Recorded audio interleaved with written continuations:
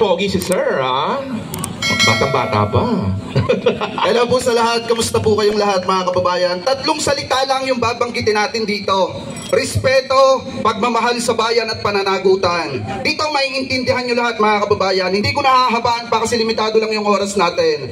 Alam nyo, nung itinalaga si Sara bilang sekretarya ng DepEd, pananagutan niya na protektahan ang kaalaman ng mga kababayan nating Pilipino, lalo na yung mga kabataan. Si Kibuloy, alam nating akusado at ang biktima mga minor de edad. Ibig sabihin, mga kabataan niya na dapat ay nag-aaral at hindi nabibiktima ng isang pastor. Ngayon, mga kababayan, ito yung sinasabi ko sa inyo. Kung siya ay ina ng ating mga kabataan, dahil sekretarya siya ng DepEd, dapat, mga kababayan, kinakapa niya muna yung mga naabuso ni Kibuloy bago siya pumunta sa rally ni Kibuloy at makiisa doon habang wala ang ating presidente. Ngayon, mga kababayan, ito yung pangalawa, yung pagmamahal sa bayan. Alam nyo, yung ating mga kapulisan, yung ating mga kasundaluhan, lagi kong sinasabi sa vlog natin, napaka-importante ng mga yan sa tuwing nasusugatan yung mga yan para na rin tayo nasugatan.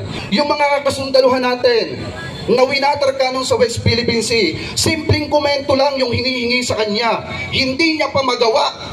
Samantalat yung mga simple natin mga kababayan dyan, kahit walang katungkulan sa gobyerno, meron silang komento, mga kababayan. At ito pa, mga kababayan, yung respeto at halal.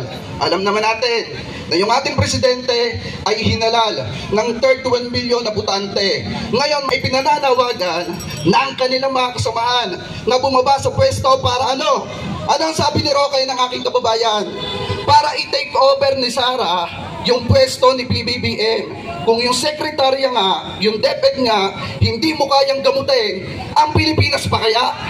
Ganon lamang po simple. Thank you po sa inyong lahat. Maraming salamat, Sir Jake Bandos. Yan, sir, partida na yan. Medyo namamaos pa kayo ng konti, ha? Yan. Thanks for watching.